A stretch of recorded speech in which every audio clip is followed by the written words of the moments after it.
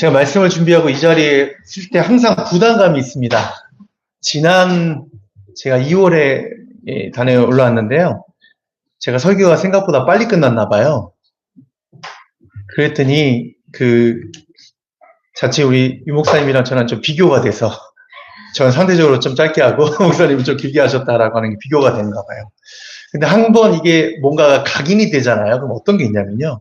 제가 오늘 설교를 엄청나게 많이 준비했거든요. 엄청나게 길게 하면 지난번에 이렇게 하지 않았는데 왜 이렇게 오래 하지? 라고 하는 생각을 하게 될 것 같아서 그게 짐짓 좀 걱정이 됩니다. 반대로 유 목사님께서 평소에 이만큼 하셨는데 평소보다 한 5분에 10분 정도만 빨리 끝나면 오늘 정말 빨리 끝났네? 이렇게 또 생각하시는 또 반대의 경우도 있거든요. 저는 그게 참 걱정이 되는 것 같아요. 그래서 이게 설교문이 너무 많이 길어져 버려서 어떻게 시작해야 되는지 참 염려가 되고 걱정이 됩니다. 오늘 말씀의 제목은 나오미의 최선이라는 제목을 여러분들과 말씀을 나누도록 하겠습니다. 여러분 룻이라고 하는 인물이 어떠한 인물인지 아시나요? 룻기 이 책이 성경에서 어디 중간에 쓰여진 책이죠? 순서가 어떻게 됩니까? 룻기 앞에는 뭐죠? 그렇죠. 사사기죠? 그러면 사사기 하면 대표적으로 떠오르는 것들이 어떤 게 있죠? 혼란의 시대. 장난입니다. 이번에 퀴즈 마치면 제가 아마 상품을 드렸어야 될 것 같은데. 사사기는 혼란의 시대죠. 왕이 없고, 지도자가 없고, 마치 지금 우리 대한민국의 어떤 특정 정당과 비슷한 이런 모습이 아닐까? 그런 생각도 해보게 됩니다. 사사기. 그리고 사사기 다음에 룻기예요. 그 룻기 다음은 어떤 말씀이죠? 그렇죠. 사무엘 상하가 그 다음 순서에 나타나죠. 그럼 여러분 사무엘 상하에서 제일 중요한 인물, 여러 인물들이 있지만 가장 중요한 인물이라고 꼽으면 어떤 인물이 떠오르십니까? 당연히 사무엘이 제일 먼저 등장하는 사무엘이 중요하죠. 그렇죠. 저는 이 대답을 원했습니다. 다윗이라고 하는 인물이 등장을 합니다. 가장 중요한 인물이기도 하죠. 이스라엘 역사상 또 가장 위대한 왕이기도 하고 또 다윗을 통하여서 그 가계도가 예수님까지 이어지니까요. 아주 중요한 인물이면은 부인할 수 없습니다.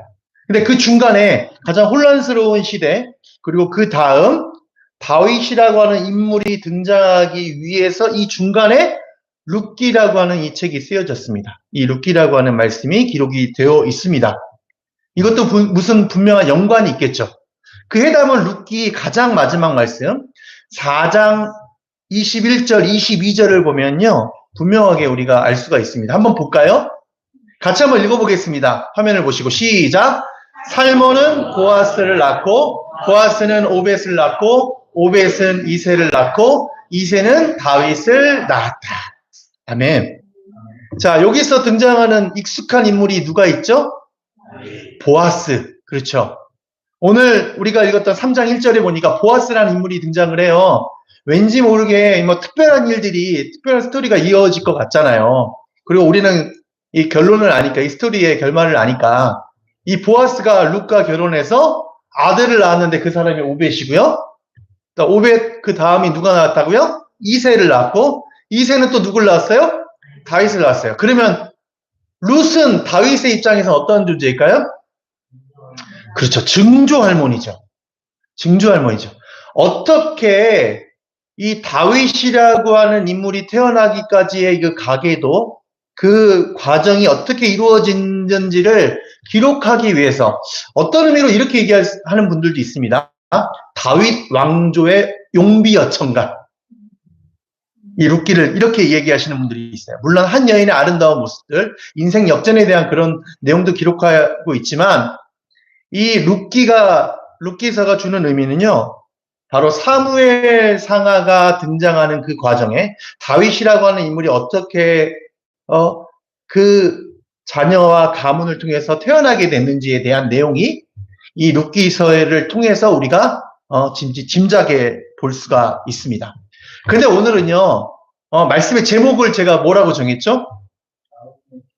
나오미의 최선. 메인 주인공은요, 진짜 주인공은요, 룻이 아니고요, 나오미입니다. 오늘 나오미를 중점적으로 살펴보면서 여러분들과 이 말씀을 나누어 보려고 합니다. 나오미는 어떠한 처지였을까요? 나오미에 대한 처지가요, 룻기 1장에 보면은요, 그 내용이 자세하게 기록되어져 있습니다. 룻기의 전체를 보면요, 그 말씀은 좀 나중에 보셔도 됩니다. 룻기 1장에 보면은요, 이 나오미의 남편이 있습니다. 나오미의 남편이 누구냐면 바로 엘리멜렉이라는 남편이 있어요. 근데 때마침 어떤 일이 일어나느냐, 그들이 살고 있는 곳은 베들레헴이에요. 근데 베들레헴에 흉년이 들었어요. 먹고 사는 게 너무 힘들어진 거예요. 그래서요, 큰 결심을 합니다. 이 부부가, 엘리멜렉과 나오미가 외국 땅으로 가서, 지금으로 말하는 이민 가서, 모압 땅으로 가서, 그곳이 이 베들레헴보다는 훨씬 더 좋은 환경이니까 큰 결심을 하고 그곳에 가서 자녀들을 키우고 양육하고 우리가 농사를 짓자라고 결심을 해서 그 베들레헴을 떠나서 모압 땅으로 이사를 가요. 처음에는 얼마나 그 부푼 꿈을 갖고 그곳으로 이사를 했겠습니까? 그런데요, 너무나도 끔찍한 일을 당해요. 자기 남편이 엘리멜렉이 죽어버려요. 그 두 아들이 있었어요. 말론과 기련을요, 그 모압 땅에 살고 있는 오르바와 둘째 며느리인 룻이라고 하는 여인을 짝지어서 결혼을 시키거든요. 그런데요, 박복한 인생도 이런 박복한 인생이 없을 거예요. 두 아들도 죽어버려요. 이제 누구만 남았어요? 베들레헴에서 이주해 온 사람들 처음엔 4명이었을 거 아니에요. 근데 4명 중에 3명만 남았어요. 그 남아있는 사람, 며느리 2며느리예요. 그 2며느리의 신분은 어떤 신분이에요? 외국 여자들이에요. 외국 여자들이에요. 그렇게 정말로 처참하다 싶을 정도로 이렇게 비참한 신세가 된 사람이 나오미입니다. 그런데 이 나오미가 어떻게 살아야 될지 앞이 막막하고 캄캄한데 갑자기 어떠한 한 소식이 들려와요. 그 소식에 대한 내용이 룻기 1장 6절에서 이렇게 말하고 있거든요. 모압 지방에서 사는 동안에 나오미는 주님께서 백성을 돌보셔서 고향에 풍년이 들게 하셨다는 말을 듣고 두 며느리와 함께 모압 지방을 떠날 채비를 차렸다. 베들레헴에 살고 있던 이 사람들이 이 베들레헴에 흉년이 드니까 잘 살아보려고 어디로 이사했어요? 모압으로 이사를 했어요. 분명한 계획과 목적이 있었잖아요. 근데 그곳에서요, 남편도 죽고요, 두 아들이 다 죽어버렸어요. 근데 갑자기 어떻게 살아가야 될지 아무것도 모르는 절체절명의 그 상황 가운데서 소식이 들려오는데요. 베들레헴에 큰 풍년이 들었대요. 야, 이렇게 뒤틀려버린 인생도 이런 인생이 있을까요? 그냥 그곳에 참고 있었으면 이런 끔찍한 일을 안 당했을 거 아니에요. 근데 후에는 이미 늦어버렸죠. 그래서 그의 마음 가운데 한 가지 소망으로 어떤 생각을 하냐면 다시 고향으로 돌아가야 되겠다라는 생각을 한 거예요. 그리고 나서 두 며느리에게 얘기를 한 거예요. 함께 모압을 떠날 채비를 찾았다. 함께 떠나려고 했어요. 근데 갑자기 곰곰이 생각해 보니까 나오미가 이 두 며느리가 약간 부담스러우신 거예요. 그 이유가 있겠죠. 왜냐면요, 자기가 신분 세탁을 하기에 이 두 며느리가 걸림돌이 될 수가 있거든요. 어떤 신분 세탁일까요? 여러분 혹시나 자기가 성공해 보겠다고 집을 떠나서 가출해서 예전에 뭐 과거의 영화나 뭐 드라마에서 나오는 내용들이에요. 가출을 하고 서울로 떠났어요. 근데 그곳에서 살아보려고 하다가 나쁜 사람을 만나갖고 아주 끔찍한 일을 당했어요. 어쩔 수 없이 그 여자가 자기 고향으로 돌아올 수밖에 없죠. 근데 그 순간 이 여자가 애까지 뱄어. 그러면 할 말이 더 많이 있나요? 없나요? 여러분 옆에 있는 사람들이 야 무슨 일 있어서 저런 말 필요가 없죠. 그 사실 하나만으로 야 너 뭐 이렇게 잘 살아본다고 가출해갖고 서울에 올라가더니 애를 배갖고 왔어. 처녀가 애를 배갖고 왔어. 그러면 더 할 말이 필요가 없는 거예요. 그런데 이 나오미가 그런 생각을 한 것 같아요. 이 두 명의 며느리만 없으면 자기가 거짓말해도 되잖아요. 갑자기 끔찍한 일을 당해서 이러한 사고를 당해서 우리 남자들이 다 죽임을 당했어. 나 불쌍하지. 나 위로해줘. 라고 말할 수 있는데 그게 아니고 두 며느리가 따라온다고 하는 거야. 그러니까 이 두 며느리를 띄워버리려는 생각을 해요. 근데 두 며느리가 가려고 해요? 안 가려고 해요? 안 가려고 해요. 둘 다 안 가려고 해요. 처음에. 참 괜찮은 사람, 외국 여자님인데도 불구하고 괜찮은 사람들이 어머니랑 함께 있겠습니다라고 말해요. 그러잖아. 또 띄려고, 그 두 며느리를 모압으로 보내려고, 자기 혼자만 베들레헴으로 가려고, 이 나오미가 또 이야기를 하는 거예요. 야, 너희들 나랑 가면 아무것도 못해. 내가 언제 결혼해갖고 자식을 낳고 너희에게 신랑으로, 남편감으로 하려면 시간도 오래 걸리고 이미 그러기에는 이미 늦어버렸어. 너희 아직 젊으니까 빨리 고향 땅으로 가서 너네 모압 땅으로 가서 새로운 남자 만나고 거기서 가정을 이루고 살아. 합리적인 말일까요? 합리적이지 않은 말일까요? 합리적인 말이죠. 분명히 이해가 되는 말이지 않습니까? 그럴듯해요. 그 말에 설득을 당하면 누가 설득을 당해요? 첫째 며느리가 설득을 당해요. 그런데 이 둘째 며느리 룻은 설득이 안 돼요. 어머님이 사는 곳에 내가 살고 어머니가 죽는 곳에 내가 죽고 어머님이 하나님이 나의 하나님이고 어머님이 계시는 곳에 나는 무슨 일이 있더라도 같이 머물러 있겠습니다라고 말해요. 아무래도 뛰려고 하는데 이 둘째 며느리는 도무지 말을 안 들어. 그래서 어쩔 수 없이 이 둘째 며느리와 동행하면서 어쩔 수 없이 베들레헴으로 오게 된 거예요.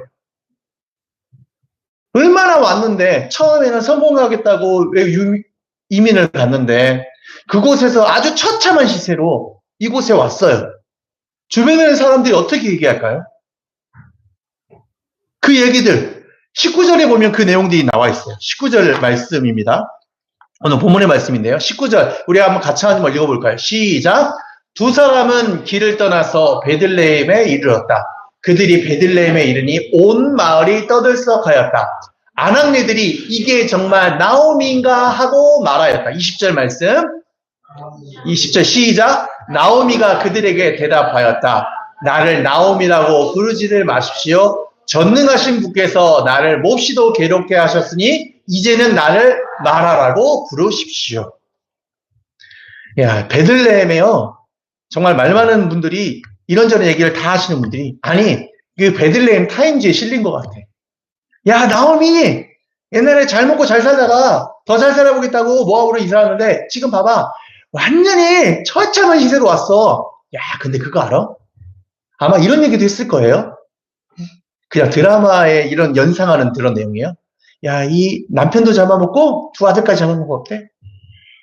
이런 얘기 할까요, 안 할까요? 사실 요즘에만 봐도 유튜브를 통해서 SNS를 통해서 이런 남 얘기하는 게 정말 제일 재밌는 것 같아요. 이런 얘기들이 아마 이 당시에 이 사람들에게 얘기를 했을 거예요. 나오미가요. 얼마나 창피하고 얼마나 자기 자신 처참했을 거예요. 그 사람들에게 더 대꾸할 힘도 없으니까 이렇게 얘기하는 거예요. 나오미라는 뜻은 기쁨이거든요. 나 이제 기쁨 아니야. 나 슬픔이야. 나 괴롭게 했어. 하나님께서 나를 괴로운 사람이라고 말했어. 나 이제 나오미라고 부르지 말고 나 마라야, 마라. 더 이상 귀찮게 하지 마. 이게 나오미예요. 나오미의 상태가 여러분 짐짓 이해되십니까? 얼마나 불쌍한 인생입니까? 얼마나 처참한 인생입니까? 여러분들 가운데서도요, 세상에서 이것저것 다 살아보려고 최선을 다했는데요, 부도 맞고, 주변에 있는 사람 다 떠나고, 아무것도 할 수 없는 그런 처참한 인생에 처할 수 있습니다. 그때, 여러분, 만약 그런 순간이 다가오면 나는 어떻게 할까요? 저도 예전에 과거에 그런 경험들이 아주 작게는 있거든요. 사람을 만나고 싶지 않더라고요. 제가 계획했던 일들이 다 모조리 엉그러지고요. 아무것도 할 수 없는 그런 상황 가운데 있으니까 집 밖을 안 나가고요. 집 안에서만 머물러 있습니다. 아주 처참한 모습. 그랬던 경험이 있어요. 나오미도 그랬을 것 같아요. 나오미의 이 상황과 형편은요. 이 처참이라고 말하는 이 단어조차도 이게 제대로 된 표현이 아닌 것 같아요. 남편, 아들 다 죽었어. 그리고 외국인 며느리 하나 데리고 이제 왔어요. 현실이니까 와야 돼요. 먹고 살려면요. 뭐 같다면 살아갈 수가 없으니까. 그래도 먹고 살아야 됩니다. 근데 이 룻이라고 하는 며느리가 너무나도 착해요. 베들레헴에 왔는데 베들레헴에서 와서 살아가는 것은 또 모든 문제가 해결되는 게 아니에요. 현실은 그들의 눈앞에 분명하게 직면해 있습니다. 먹고 살아가려면 그들이 아무것도 뭐든지 해야 돼요. 근데 나오미의 상태는 아무것도 하고 싶지 않은 상태예요. 근데 룻이 그 가운데 먼저 나서죠. 어머니에게 아주 정중하게 이야기합니다.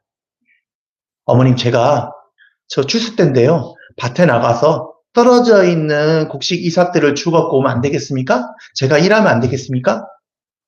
어머니께 아주 정정하게 물어봐요. 어머님 어쩔 수 없죠. 먹고 살려면 뭐든지 해야 되는데 자기는 할 자신이 없어. 자기는 뭔가를 할 수 있을 만한 그런 지금 상태가 아니야. 좀 약간 나쁜 시어머니예요. 외국 여자잖아요. 외국 여자한테 이곳이 어떤 곳인 줄 알고 아는 사람도 없고 익숙한 지역도 아닌데 그곳에 감히 그래도 자기 먹고 살아야 되니까 그것을 오늘 목적을 이루어야 되니까 근데 자기는 못 나가니까 며느리를 혼자 내보내요. 근데 그 며느리가 너무나도 공손하게 열심히 최선을 다해서 일해요. 추석 때니까 할 일이 많았나 봐요. 그래도 열심히 해야 되니까 그런 사람이 한두 명이 아니었을 거 아니에요. 여러 사람들이 있었습니다. 그 여러 사람들이 있는 가운데서 더 열심히, 더 성실하게, 더 최선을 다해서 그곳에서 떨어져 있는 이삭 주석을 씌워서 그것으로 먹을 것을 만들어서 또 시어머니를 섬겨요. 이 시어머니 나오미 정말로 처참한 인생입니다. 이게 나오미의 모습입니다. 그런데 이 며느리 룻은 너무나도 고귀하고 아름다워요. 아니 본인이 피곤하면 그곳에서 쉬었다가 내일도 일이 있으니까 왔다 갔다 하는 게 쉽지 않으니까 그곳에서 잤다가 그 다음날 일해도 되잖아요. 그런데 어머님이 심심할까 봐 매일 저녁에 먹을 것들을 마련해서 어머님을 섬겨요. 그리고 그간에 있었던 일들에 대해서 이야기해드려요. 제가 어디 밭에서 오늘 일했어요. 어떤 곳에서 일했어요. 어떤 곳에서 이런 일들을 하고 어떤 사람들을 만나요. 그런 얘기들을 한 것 같아요. 그러자요. 이 나오미가 조금씩 변화되는 기미가 보이기 시작을 해요. 그리고 변화되는 게 본인이 할 수 있는 나오미의 최선, 나오미가 할 수 있는 최선의 몸부림이 오늘 본문의 말씀, 우리가 읽었던 3장 1절에서 드러나요. 3장 1절 말씀입니다. 우리 같이 한번 읽어보겠습니다. 같이 화면을 볼까요? 시작! 시어머니 나오미가 룻에게 말하였다. 애야, 내가 행복하게 살만한 안락한 가정을 내가 찾아보아야 하겠다. 변화가 느껴지십니까? 변화가 느껴지세요? 근데 더 재미난 말씀이 2절 말씀이 있어요. 2절 말씀 같이 한번 보겠습니다. 시작! 생각하여 보렴. 우리의 친족 가운데 보아스라는 사람이 있지 아니하냐. 내가 요즘 그 집 여자들과 함께 일하고 있다. 잘 들어보아라. 오늘 밤에 그가 타작마당에서 보리를 까부를 것이다. 나오미가 어디 있었어요 그동안? 집 밖에 아마 안 나갔던 것 같아요. 집안통수였죠. 그런데 룻이 지극정성으로 시어머니를 섬기자 조금씩 변하기 시작해. 최선의 최선을 다하면서 섬기는 이 룻의 모습을 통하여서 나오미도 최선을 하기 시작해. 이게 변화입니다. 여러분 보세요. 오늘 밤에 그가 타작마당에서 보리를 까부를 것이다. 어떻게 할까요? 집 밖을 나갔으니까 알 수 있는 거잖아요. 그리고 그 다음 말씀을 보면 더 재미가 있어요. 3절, 4절, 5절 이렇게 내용이 있는데 그 내용들을 보면요. 너는 이렇게 하고 보아스라는 남자가 있으니까 그 보아스하고 너하고 연결시켜줘야 되겠다는 생각을 한 거야. 그럼 그 사람과 연결을 하기 위해서 어떻게 해야 되나? 이렇게 방법들을 다 알려줘요. 그 사람이 술 먹고 올 건데, 그냥 술 먹고 오면 안 되고 술이 진탕이 돼가고 떡이 돼갖고 완전히 너를 알지도 못할 정도 누워있을 때 그 발치에 누워있어 라고 하면서 방법까지 다 알려줘요. 아마도 나오미는요 이 루시라고 하는 여인의 최선을 맛보기 시작하니까 이 최선의 보답을 자기가 할 수 있는 최선을 통해서 보답하고 싶었던 거예요. 그가 할 수 있는 모든 지식과 정보와 모든 정보들을 취합해서 아마 주변에 있는 사람들이 다 물어봐서 그 보아스가 오늘 하루 어떻게 하는지, 오늘 이곳에 있고 다음날은 이곳에 있고 그런 정보들을 다 취합해서 그 취합된 정보를 가지고 룻에게 이렇게 하면 된다라고 말하는데 그 내용이 5절 6절에 나와 있는 거예요. 어머님께서 일러주신 대로 다 하겠습니다. 그리고 6절 말씀에 그는 타작마당으로 내려가서 시어머니가 시킨 대로 다 하였다. 바로 이것이 최선입니다. 여러분, 우리 성경이 말하는 가장 큰 최선은 무엇입니까? 바로 예수님의 최선이 있습니다. 마태복음 22장 37절에 이렇게 말씀하고 있습니다. 예수께서 이르시되 내 마음을 다하고 목숨을 다하고 뜻을 다하여 주 너의 하나님을 사랑하라 하셨으니. 로마서 8장 32절 말씀. 자기 아들을 아끼지 아니하시고 우리 모든 사람을 위하여 내주시니가 어찌 그 아들과 함께 모든 것을 우리에게 주시지 아니하겠느냐. 하나님의 최선이 느껴지십니까? 그러면 최선을 맛본 사람만이 그 최선의 보답을 할 수 있는데 우리의 최선은 무엇일까요? 여러분들에게 하나님께서 여러분의 자녀를 바치라 이렇게 말씀하십니까? 내가 마음을 다하였으니 너희도 마음을 다해라 라고 말씀하실까요? 아니, 룻이 최선을 다해서 시어머니 나오미를 섬겼어요. 최선을 다해서 그를 빌었어요. 나오미도 똑같이 하나 받았으니까 하나 주고 둘을 받았으니까 2개 주고 이런 걸까요? 아니에요. 나오미는요, 자신이 가장 잘할 수 있는 일들을 한 거예요. 이게 바로 최선입니다. 하나님께서 우리에게 바라는 최선은요, 내가 할 수 있는 것을 하는 거예요. 나오미가 할 수 있는 것을 하는 거예요.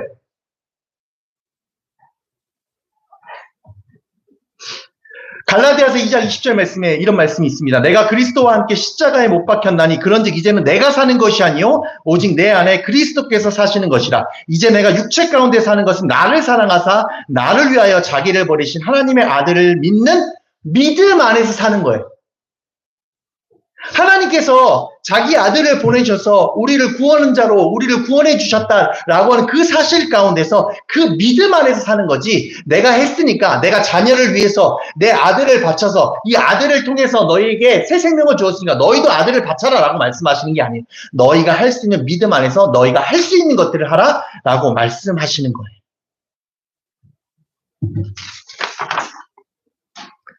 바로 최선은, 내가 할 수 있는 최선은 내가 할 수 있는 것들을 하는 것입니다. 여러분, 나의 최선은 무엇입니까? 여러분의 최선은 무엇입니까? 이 질문을 여러분들에게 드리고 싶습니다. 제 얘기를 해서 좀 죄송하지만요, 제가 집안일을 아주 잘합니다. 제가요, 저희 집안에 제가 일과 우리 앞에 우리 처제 부부도 있지만요, 제가 청소도 하고요, 밥도 하고요, 설거지도 하고요, 제가 빨래도 다 개고요. 그러니까 집안의 거의 90% 이상은 제가 다 해요. 진짜입니다. 그런데 제가 제일 힘들어하는 게 있어요. 그럼 반대로 말하면 저희 아내를 너무나도 디스하는 것 같잖아요. 와, 저희 아내는 놀고 먹는 것 같잖아요. 그게 아니고요. 제가 제일 못하는 게 있어요. 저희 자녀들이 셋이 있잖아요. 저 특히나 이제 제일 요즘에 직접적으로 영향을 미치는 우리 제일 막내, 초등학교 1학년에 올라간 우리 채우가 있는데요. 채우하고 놀아주는 게 제일 힘들어요. 그러니까 저는 설거지하는 이유라고 하기보다는 제가 좋아하고 제가 잘하니까 하기도 하지만, 저희 막내 녀석이 맨날 보드게임 하자고 하고요. 색종이 접는 거 같이 하자고 그래요. 저는 그거 못해요. 근데 저희 아내가 그걸 너무나 잘해요. 오랜 시간을 통해서 대화하고 이야기 나눠주고 그림 그리기, 보드게임, 뭐 색종이 접기 이런 것들 하거든요. 근데 그때 저는 설거지해요. 제가 좋아하는 드라마 앞에 켜놓고요. 위에다 꽂고 해요. 근데 그게 저의 최선이에요. 그러니까 최선이라는 것은 거대하고 막 엄청나게 휘황찬란한 게 아닙니다. 내가 하는 최선이 누군가에게 유익이 되면 그게 최선이에요. 내가 하는 최선이 나만을 위한 일이 된다면 그거는 유익한 게 아니죠. 풍성한 게 아니죠. 여러분 운동을 좋아하잖아요. 저도 배드민턴 엄청 좋아합니다. 아시죠? 배드민턴 엄청 좋아해요. 제가 지난주에 대회 나가서 준우승했어요. 원래 비밀이지만. 예, 오늘 저도 축하받을 거였네요. 배드민턴, 예, 저는 무슨 일이 있더라도 일주일에 한 2, 3일은 배드민턴을 아주 격렬하게 쳐요. 예전에 그것 때문에 저희 아내가 너무나도 많이 싸웠어요. 근데 이제는 특별하게 뭐라고 말 안 해요. 왜냐면 제가 그게 힘이 되어서 제 체력을 길릴 수 있고 그것 때문에 집안일도 할 수 있고 뭐 노동일도 할 수 있는 힘이 길러진다는 걸 조금 어느 정도 인정한 것 같아요. 그리고 좀 더 나아가서 이걸 또 발전시켜서 저희 아내를 요즘에는 가르쳐 주기도 합니다. 일주일에 2번씩. 그러니까 내가 좋아하는 거, 내가 잘하는 거 이걸 하면서 나만을 위한 일이 된다면요. 그거는요. 유익한 게 아니에요. 내가 좋아하는 운동, 내가 좋아하는 취미가 있잖아요. 그 누군가에게 유익하게 하면 그것이 최선입니다. 거창한 일이 아니고 내가 음식을 잘하잖아요. 나만 먹고 나만 만족하고 나만 인스타에 올리면 아무 의미가 없어요. 그걸 통해서 누군가에게 섬겨줄 수 있고 누군가에게 베풀어줄 수 있으면 그게 최선입니다. 이런 최선이 모아져서 우리는요. 더욱더 풍성해질 수 있습니다. 지금 세상을 바라보십시오. 그리스도인들이 취해야 될 최선은 무엇입니까? 같이 막 항의하고 막 이렇게 뭐 치유하고 그런 데 나가는 거 물론 때로는 필요하지만 이때 우리 주변에 정말로 우리의 도움이 필요한 사람들 내가 모든 시간을 투자할 수 없으니까 다만 10분이라도 20분이라도 아주 짧은 내 힘을 가지고 그 누군가를 바라볼 수 있다면 내 얘기를 들어주잖아요. 이런 들어주는 것만으로도 이게 최선일 수 있습니다. 이제 말씀 마무리해야 될 것 같습니다. 최선은 거대한 게 아닙니다. 여러분 최선을 다하십시오. 여러분들 목숨을 바치라고 하는 게 아니고요. 내가 하고 있는 일들, 내가 좋아하는 일들, 그것이 나만을 위한 것인가? 우리 주변을 풍성하게 할 수 있는 일인가? 내가 좋아하는 취미나 운동이 나만 기쁘고 끝날 일인가? 내가 이 힘을 통하여서 이때 내가 좋아하는 거 하면 내가 행복해지잖아요. 이 행복한 것들을 가지고 우리 가족을 더욱더 행복하게 할 수 있는 그곳으로 내 자녀들을, 내 아내를 만족시킬 수 있는가? 이것들을 고민해 보시기 바라요. 그 더 나아가서 우리는 그리스도 안에 있는 한 공동체잖아요? 내가 가지고 있는 달란트, 내가 가지고 있는 아주 작은 거, 24시간 360을 이곳에 와서 봉사를 하라고 하는 얘기가 아니에요. 근데 작은 일이라도 내가 주변에 있는 이 분들 가운데 찾아가지 않는 분들에게 내가 누군가의 이야기를 잘 들어줘. 이분에게 안부를 물어보고 들어주는 내가 그러한 내 장점이 있고 내가 그런 달란트가 있어. 그럼 그 이야기를 아주 잠깐이라도 들어주는 것. 이게 최선을 다하는 것입니다. 하나님의 최선은 바로 십자가였습니다. 십자가를 맞는 사람은 최선을 다하게 됩니다. 우리 모두 최선을 다하십시오. 그 최선의 시작은 내가 할 수 있는 것, 내가 하지 못하는 걸 하는 게 아니고요. 내가 할 수 있는 것부터 시작합니다. 그것을 찾고 내가 최선을 다하는 그것을 통해서 나만이 아니고 우리 모두를 유익하게 할 수 있는 저와 여러분들 될 수 있기를 주님의 이름으로 소망합니다. 기도하겠습니다. 하나님 아버지, 십자가의 최선이 우리를 감동시키고 우리를 다시 죄에서 해방시켜 하나님의 자녀, 예수 그리스도의 자녀가 되게 하여 주셨음을 믿습니다. 우리가 최선을 받은 자로서 내가 할 수 있는, 내가 못하는 것이 아니고 내가 할 수 있는 최선을 감당하는 우리 모두가 되게 하여 주시옵소서. 예수 그리스도의 이름으로 기도드립니다. 아멘.